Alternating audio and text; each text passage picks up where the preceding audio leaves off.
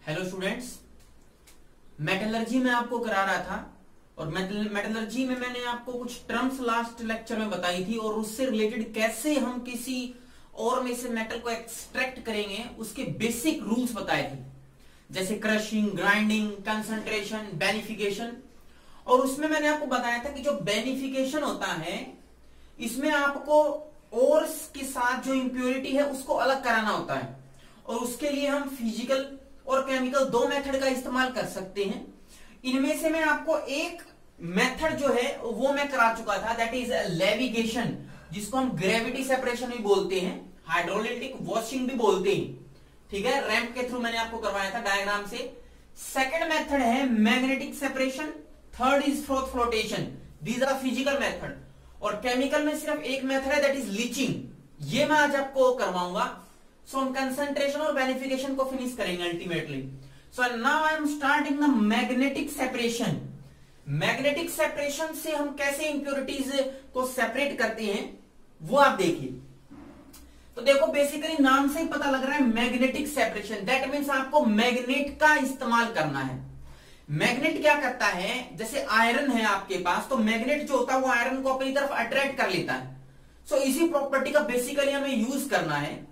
और इस magnetic separation में किस किस ओर को आप सेपरेट करा सकते हो with the impurities, these are chromite ore. Chromite ore का फॉर्मूला होता है FeO, iron oxide, and Cr2O3, chromium oxide. और इसमें ये जो आयरन मैंने लिखा है, दिस आयरन, इसके अंदर मैग्नेटिक प्रॉपर्टी होती है और ये मैग्नेट की तरफ खिंचा चला आएगा।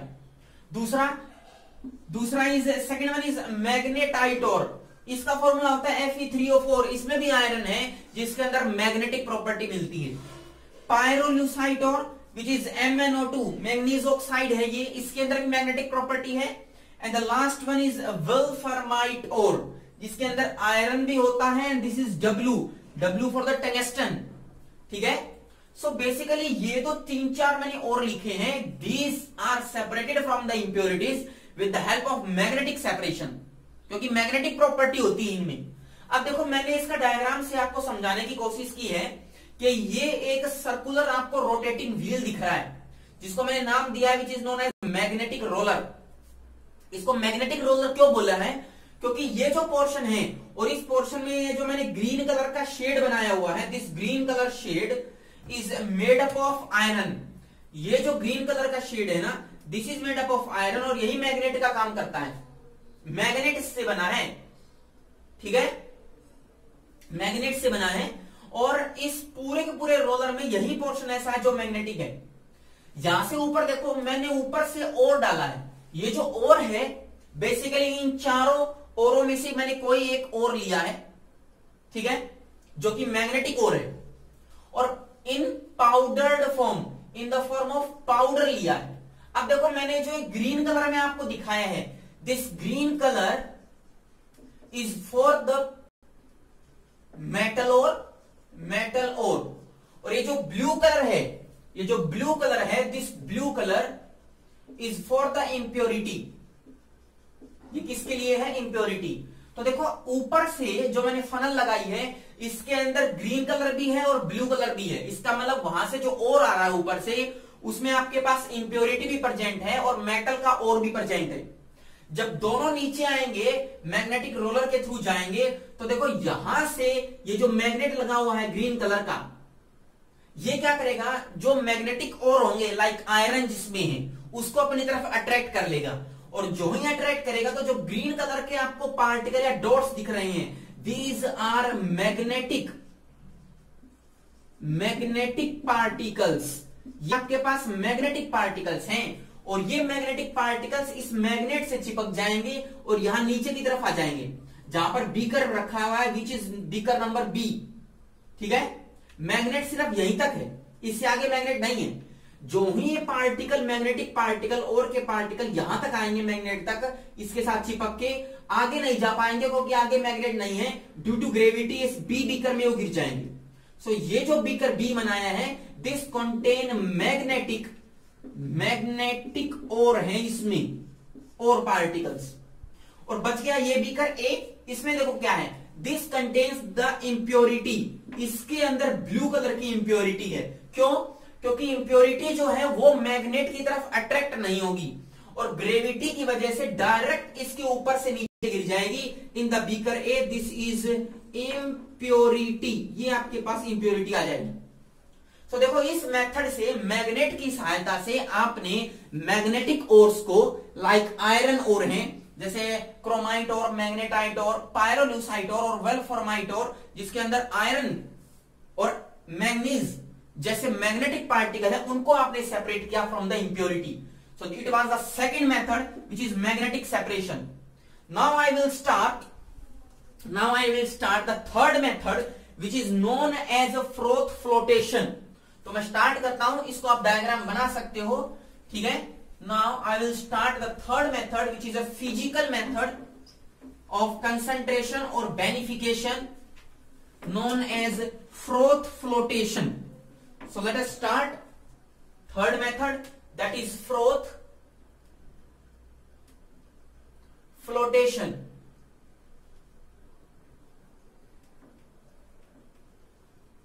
Froth flotation. अब देखो इस फ्रोथ फ्लोटेशन में क्या होता है। फ्रोथ का मतलब होता है बेसिकली झाग। जैसे साबुन का आप इस्तेमाल करते हो तो उसमें लेदर बनते हैं, झाग बनते हैं, उसी प्रॉपर्टी का आपको इस्तेमाल करना है और फ्रोथ फ्लोटेशन करानी। जैसे मैं देखो डायग्राम से आपको समझाता हूं। सपोज कीजिए आपके पास एक बीकर है, कंटेनर है, ठीक है, और इस बीकर के अंदर आपने एक रोटेटिंग व्हील लगाया हुआ है। रोटेटिंग व्हील लाइक दिस, ये कुछ रोटेटिंग व्हील है, ठीक है, जो कि घूम सकता है, ट्विस्ट करा सकते हैं लाइक दिस। इसको फैन टाइप है नीचे और यहां पर इसका हैंडल है। ये एक बीकर है और इस बीकर में मैंने और प्लस इंप्योरिटी दोनों को ऐड कर दिया है, ठीक है। और है इंप्योरिटी के साथ, वो ऐड है इसमें। सो आपके पास दोनों चीजें हैं, दोनों चीजें लाइक दिस, ये कुछ ऐसे हैं, और भी है और इंप्योरिटीज भी। अब देखो इस बीकर के अंदर आप जो और इंप्योरिटी डालोगे, बेसिकली जो फ्रोथ फ्लोटेशन टेक्निक है, it is used for the sulphide ओर।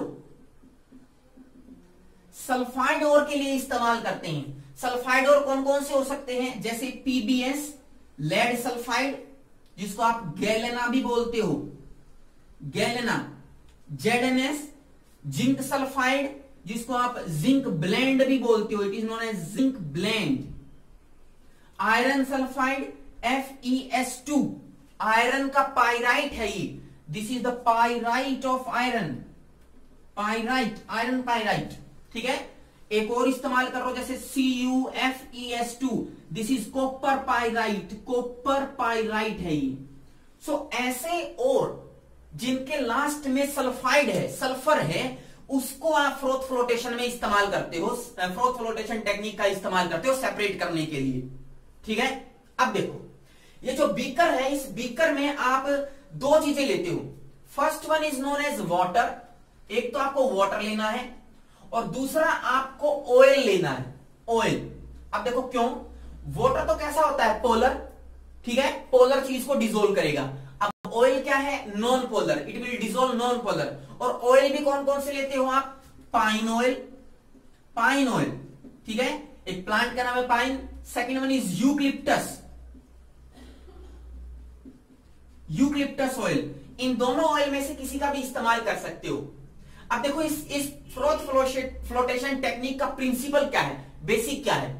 देखो जब आप इसमें वाटर और ऑयल दोनों ऐड करोगे तो आपको पता है जो ऑयल होता है उसकी डेंसिटी कम होती है, वाटर की डेंसिटी ज्यादा होती है। तो नीचे कौन आएगा, यहां पर कौन आएगा, यहां पर आपके पास वाटर आ जाएगा और ऊपर की तरफ कौन आ जाएगा, यहां पर जो मैं ग्रीन कलर में बना रहा हूं, ये सारा का सारा क्या है, दिस इज योर ऑयल, ये ऑयल आ जाएगा, ठीक है।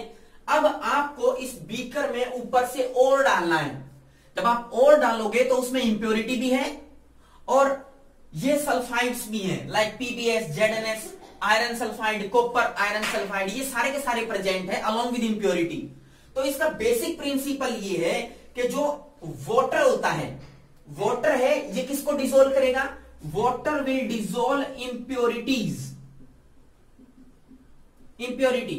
और जो ऑयल है it will dissolve the ore particle, ore particle. So इसका बेसिक प्रिंसिपल है दैट ऑयल इज वेटेड, या मैं बोलूं ore is wetted by the oil and impurities are wetted by the water. ये इसका बेसिक प्रिंसिपल है froth flotation का। क्या? Impurities are wetted by the water, impurities है वो किस में डिसोल्व होंगी? वाटर में। And ore particles are wetted by the ore, oil, जो और पार्टिकल है वो किस में डिसोल्व होंगे? ऑयल में डिसोल्व होंगे। अब देखो, जब आप इन दोनों को, किसको? और पार्टिकल प्लस इंप्योरिटी, आपने दोनों को किस में ऐड कर दिया? इस टैंक में ऐड कर दिया है, ठीक है, जिसके अंदर आपने यूकलिप्टस ऑयल या परपाइन ऑयल डाला हुआ है, वो इसमें आपने ऐड कर दिया। अब आप क्या कर रहे हो? इस रोटेटिंग व्हील को घुमा रहे हो। जब ये घूमेगा तो जब जिसमें ऑयल भी है और वाटर भी है तो दोनों के मिक्स होने से क्या बनेंगे? फ्रोथ बनेंगे, झाग बनेंगे। और झाग कहां जाएंगे? यहां सरफेस पे आ जाएंगे। देखो यहां पर आ जाएंगे, सरफेस पे आ जाएंगे लाइक दिस, ठीक है। और सरफेस पे आएंगे तो सरफेस पे कौन आएगा? और के पार्टिकल। क्यों? क्योंकि वो हल्के भी हैं और second thing they are wetted by the oils. तो सरफेस पे कौन आएगा? और पार्टिकल्स आएंगे, ठीक है, और पार्टिकल्स। और नीचे कौन आ जाएगा? नीचे आ जाएगी इंप्योरिटी, क्योंकि वो थोड़ी भारी भी है और it is wetted by the oil. Oil में घुलनशील है, डिसोलेबल है, दैट्स व्हाई द इंप्योरिटी कहां आएगी? नीचे आएगी, पानी में आएगी, वेटेड बाय द वाटर। अब देखो, हमें तीन चीजों का ध्यान रखना है। फर्स्ट चीज तो ये कि जो और पार्टिकल ऊपर है वो नीचे ना आ जाए, नीचे ना आ जाए ड्यू टू ग्रेविटी, नीचे आने की कोशिश करेंगे, वो नीचे नहीं लाने हमको। तो इसके लिए हम इसके ऊपर कुछ स्टेबिलाईजर डालते हैं। स्टेबिलाईजर क्या करते हैं? ऐसे केमिकल सब्सटेंस होते हैं जो इन और पार्टिकल को हल्का बना देते हैं और इस जो झाग मैंने ऊपर बनाए हैं, जो फ्रोथ बनाए हैं, उसके ऊपर ही रहने देते हैं, नीचे नहीं आने देते। And these stabilizers are used like aniline. Aniline का फॉर्मूला बेंजीन, और बेंजीन के ऊपर लगा दो आप NH2 group, this is aniline. इसका इस्तेमाल कर सकते हो। अगर आप एनिलीन का इस्तेमाल नहीं करना तो you can use an another compound which is like this CH3 and OH, this is known as cresol. तो स्टेबिलाईजर आप क्रीसोल और एनिलीन दोनों में से किसी का भी इस्तेमाल कर सकते हो। ये स्टेबिलाईजर जहाग को बनाएंगे और जहाग बनाने के बाद उसके ऊपर जो आपने और पार्टिकल को सेटल किया हुआ है उसको स्टेबलाइज करेंगे, नीचे नहीं बैठने देंगे। ये आपको याद रखना है। पर मान लो आपके पास बच बचा करके भी कुछ और के पार्टिकल नीचे चले भी गए, तब आप क्या करोगे? तब देखो, जब आपके पास कुछ और के पार्टिकल नीचे चले जाएं, तब आप ऐसे केमिकल सब्सटेंस डालोगे जो उन और के पार्टिकल्स को ऊपर की तरफ लेके आएंगे। एंड दीज पार्टिकल्स या फिर chemical substance are known as transferring agent. उनको हम ट्रांसफेरिंग एजेंट बोलते हैं। जैसे सबसे अच्छा जो ट्रांसफेरिंग एजेंट है, it is potassium ethyl xanthate. Potassium ethyl xanthate ये केमिकल सब्सटेंस क्या करता है?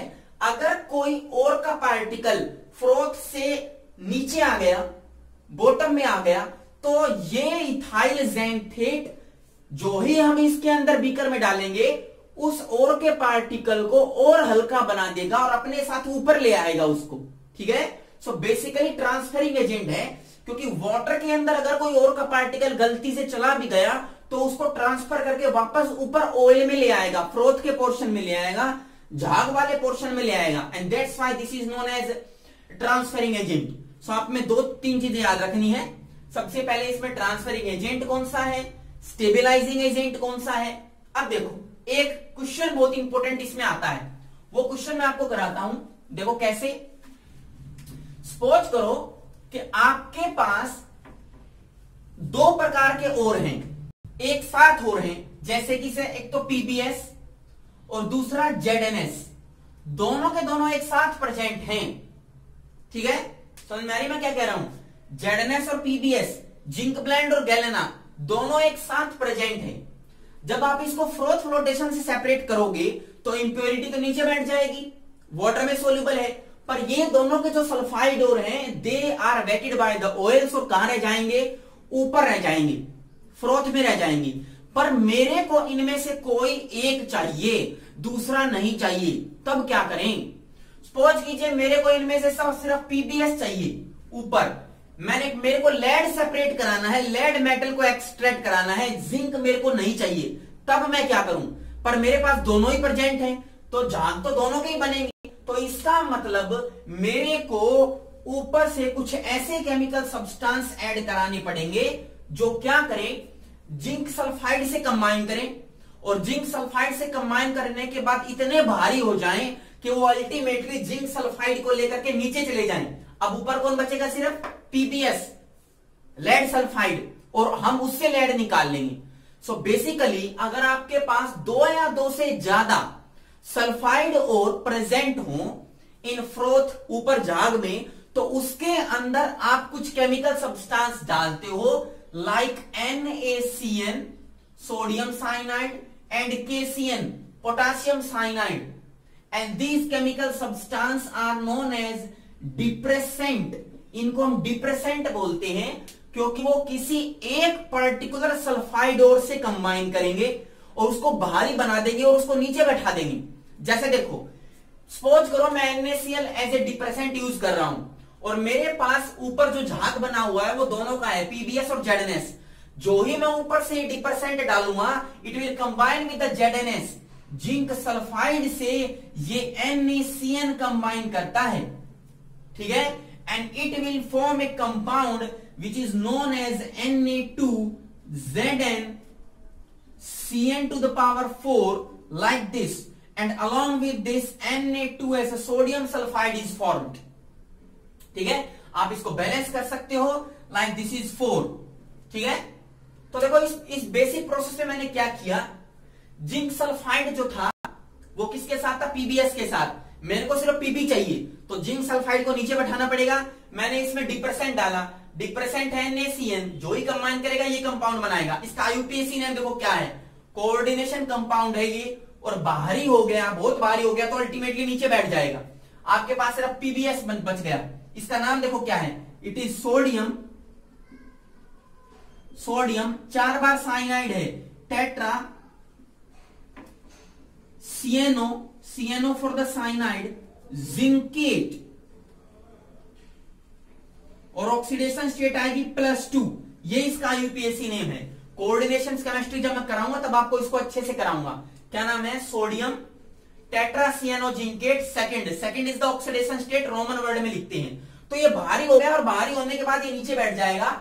अब आपके पास सिर्फ जो ऊपर झाग है उसमें कौन बचेगा? पीबीएस। इससे हम लेड निकाल लेंगे। ठीक है, ये आपको याद रखना है कि फ्रोथ फ्लोटेशन में डिप्रेसेंट का क्या काम है, स्टेबिलाईजर कौन कौन से होते हैं, ट्रांसफरिंग एजेंट कौन कौन से होते हैं। ठीक है, ये जो मैंने अभी तक कराए हैं, these are the physical method. अब एक मेथड बचता है which is known as chemical method, leaching उसको बोलते हैं, वो मैं आपको कराता हूं। तो let us start the last and the chemical method which is known as leaching for the concentration and beneficiation of ore. So last method is leaching. अभी देखो लीचिंग क्या है। लीचिंग बेसिकली हमें केमिकल सब्सटेंस का इस्तेमाल करके impurities को अलग कराना है। अब लीचिंग के अंदर किस प्रकार के ओर को आप सेपरेट कराते हो ये भी याद रखो। This leaching process is basically used for the ores of aluminium, Ag silver and Au gold. इन तीनों के लिए आप इस्तेमाल कर सकते हो। अगर आपके पास ओर में एल्यूमिनियम है, सिल्वर है या गोल्ड है, तो उनके सेपरेशन के लिए, इंप्योरिटीज को हटाने के लिए आप लीचिंग का इस्तेमाल करते हो। ठीक है, अब देखो सपोज करो आपके पास ओर है एल्यूमिनियम का, एक एक करके बताता हूं। एल्यूमिनियम का ओर है, उसका नाम है Al2O3.2H2O। This is known as bauxite ore. ये बेसिकली बॉक्साइट ओर है। सो बॉक्साइट ओर को आप कैसे सेपरेट करोगे इंप्योरिटीज से, वो देखो। So this is bauxite ore, bauxite ore of aluminium. ठीक है, उसको लीचिंग से सेपरेट कराना है। सो लीचिंग में क्या करते हैं कि एल्यूमिनियम सिल्वर और गोल्ड में से किसी का भी अगर ओर हो तो उन ओर में कोई केमिकल सब्सटेंस डालते हैं। कौन कौन से केमिकल सब्सटेंस डाल सकते हैं? NaCN आप डाल सकते हो, KCN आप डाल सकते हो, या फिर NaOH सोडियम हाइड्रोक्साइड, इन तीनों में से कोई भी डाल सकते हो। तो देखो जब डालेंगे तो क्या होगा, सपोज करो आपके पास एल्यूमिनियम का एक ओर है बॉक्साइट ओर, उसमें आपने NaOH डाला, सोडियम हाइड्रोक्साइड, ठीक है। जो ही आप सोडियम हाइड्रोक्साइड डालोगे in presence of water, what will happen, there will be a formation of compound which is known as NaAlOH to the power 4 like this, ठीक है। और इसके कितने मोल बनेंगे? 2। सो मैं यहां पर 2 लगा देता हूं, ठीक है। ये कंपाउंड बनता है, this is known as sodium meta aluminate, sodium meta aluminate है ये। और ये जो रिएक्शन है it takes place at around about 473 to 523 kelvin temperature and 35 atmospheric pressure, ठीक है। 35 बार एटमॉस्फेरिक प्रेशर पे ये काम करती है। अब ये रिएक्शन यही रुकेगी, इसके आगे देखो क्या होगा। ये जो आपके पास 2Na सोडियम मेटा एल्यूमिनेट बना है OH to the power 4, it will combine with the carbon dioxide, 2 moles of carbon dioxide, and it will form Al2O3 dot XH2O। Water के मोलिक्यूल कितने भी हो सकते हैं, X ले लिया मैंने, plus there will be a formation of NaHCO3 sodium bicarbonate, ठीक है। मेरे को ये चाहिए दिस वन। और थर्ड रिएक्शन में क्या होगा, Al2O3 डॉट XH2O को जब आप हीट करोगे, ट्रायंगल का sign for the heat, at 1473 kelvin temperature, what will happen, ये वाटर का मॉलिक्यूल रिमूव हो जाएगा और आपके पास क्या मिलेगा, Al2O3 डॉट या फिर प्लस लगाऊं XH2O। तो आपके पास देखो वाटर मॉलिक्यूल अलग हो गए, आपके पास Al2O3 मिल गया। सो यहां पर जो Al2O3 2H2O था उसके साथ इंप्योरिटीज थी।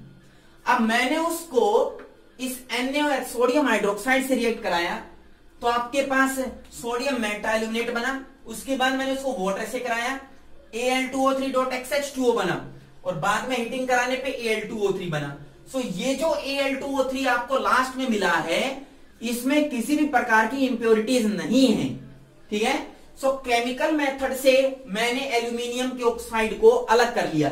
यहां पर भी एल्यूमिनियम ऑक्साइड था पर इसमें इंप्योरिटी थी, यहां पर एल्यूमिनियम ऑक्साइड बना है पर इसमें इंप्योरिटी नहीं है। So it is the method of leaching. में आप एल्यूमिनियम के ऑक्साइड बॉक्साइड को आपने सेपरेट किया with the help of NaOH, and this process is known as Bayer's process. Bayer's process बोलते हो आप इसको, ठीक है। अब मैं आपको कराता हूं, एल्यूमिनियम का हो गया, बच गया गोल्ड और सिल्वर। गोल्ड और सिल्वर का और देखो, ठीक है। इसी का लीचिंग, और ये जो मैं आपको लीचिंग करा रहा हूं it is the most important topic, इसमें से एक क्वेश्चन जरूर आता है। So let us start leaching of gold and silver. Gold और सिल्वर की लीचिंग आप कैसे करोगे वो देखो। और गोल्ड और लीचिंग की जब हम गोल्ड और सिल्वर की लीचिंग कराएंगे तो उसको एक मेथड बोलते हैं, उसका नाम है, it is known as MacArthur Forrest cyanide process. Aluminium का जब मैंने कराया था मैंने उसको क्या बोला, बेयर्स प्रोसेस। यहां पर मैं जब किस किस का कराऊंगा, Ag सिल्वर और Au गोल्ड का, उसको बोलेंगे MacArthur Forrest cyanide process. अब इस प्रोसेस में देखो क्या होता है। सपोज करो आपके पास सिल्वर है और उसका एक आपके पास और है, या फिर आपके पास सपोज करो गोल्ड है और उसका और है।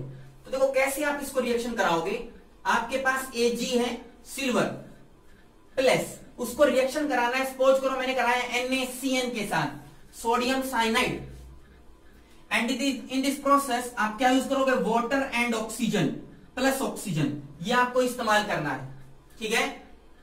What will happen, there will be a formation of a compound. क्या कंपाउंड बनेगा? ऑर्गेनोमेटेलिक कंपाउंड बनेगा। कौन सा? देखो, this is sodium, this is Ag, this is cyanide and twice like this. ये कंपाउंड बनता है आपके पास, ठीक है। और इस कंपाउंड में साथ साथ आपके पास NaOH सोडियम हाइड्रोक्साइड भी बनेगा। तो आप इसको बैलेंस कर सकते हो। यहां पर क्या लगा दिया मैंने? 2। ये बैलेंस हो गई, ठीक है। और बैलेंस करना है, सो this is 4, this is 8 and this is again 4, 2 लगाए इधर and this is +1 like this. ये आपके पास कंपाउंड बनेगा। सो NaOH यहां पर 4 लगा दो एंड दिस इज 4। ये रिएक्शन बैलेंस हो गई। तो देखो मैंने क्या किया, सिल्वर आपके पास था, सिल्वर का कोई भी आपके पास और है जिसमें इंप्योरिटी है, उसको आपने NaCN से रिएक्ट कराया, ठीक है, लीचिंग के लिए। वाटर डाला, ऑक्सीजन, ये कंपाउंड बन गया। क्या नाम है इसका? सोडियम डाई या बोलेंगे बाइसिएनो सिल्वर, ठीक है। और ये कोऑर्डिनेशन कंपाउंड बनेगा। और ये कोऑर्डिनेशन कंपाउंड बनने के बाद आप NaOH भी इसमें आप प्रोडक्ट की फॉर्म में आपको मिल सकता है। सो आपको याद रखना है, this process is known as MacArthur Forrest cyanide process. अगर आपके पास Ag के साथ कॉपर है ना, सपोज करो आपके पास गोल्ड है, तो गोल्ड को भी आप सेपरेट करा सकते हो। कैसे? सेम प्रोसेस है, Au लो गोल्ड प्लस मैंने AgCN इस्तेमाल किया, आप इसकी जगह पे KCN इस्तेमाल कर सकते हैं, पोटेशियम साइनाइड प्लस फिर से 2 वाटर के मॉलिक्यूल प्लस ऑक्सीजन, दोनों को मिलाओ, फिर एक कंपाउंड बनेगा। It is 4, now it is potassium, this is Au cyanide twice and this is 4 times KOH। ये आपके पास प्रोडक्ट बन जाएगा। तो जो गोल्ड है या आपके पास सिल्वर था, आपने उसको अपनी इंप्योरिटी से अलग करा करके एक नया प्रोडक्ट बना दिया। अब हम इसको आगे फर्दर यूज कर सकते हैं। सो ये जो प्रोसेस है लीचिंग, ये मोस्ट इंपोर्टेंट है। लीचिंग में मैंने आपको 2 मेथड कराए हैं, Bayer's process and MacArthur Forrest cyanide process. So leaching में जो केमिकल इस्तेमाल कर सकते हैं वो 3 है, NaCN, KCN और third one is known as NaOH। NaOH का जो इस्तेमाल है मैंने बेयर्स प्रोसेस में बॉक्साइट ओर में इस्तेमाल किया, एल्यूमिनियम के ओर में, वो आपको याद रखना है। और Ag और Au में MacArthur Forrest cyanide process. तो ये 2 मेथड याद रखनी है। इस तरह से मैंने आपको कंसंट्रेशन और बेनिफिकेशन के टोटल 2 मेथड जो फिजिकल है, फिजिकल और केमिकल, वो फिनिश करा दिए हैं। फिजिकल में 3 method, levigation, magnetic separation and froth flotation, तीनों ही इंपॉर्टेंट है। फ्रोथ फ्लोटेशन सबसे ज्यादा इंपॉर्टेंट है। और केमिकल में एक मेथड है लीचिंग। लीचिंग को मैंने Bayer's process for the bauxite ore and silver और Au गोल्ड के लिए मैंने आपको MacArthur Forrest cyanide process कराई है। ये इंपॉर्टेंट है, आप यहां तक इसको याद करें, लर्न करें। नेक्स्ट टाइम हम आपको रिडक्शन ऑक्सीडेशन ऑफ ओर्स मैं आपको कराऊंगा। तब तक के लिए थैंक यू।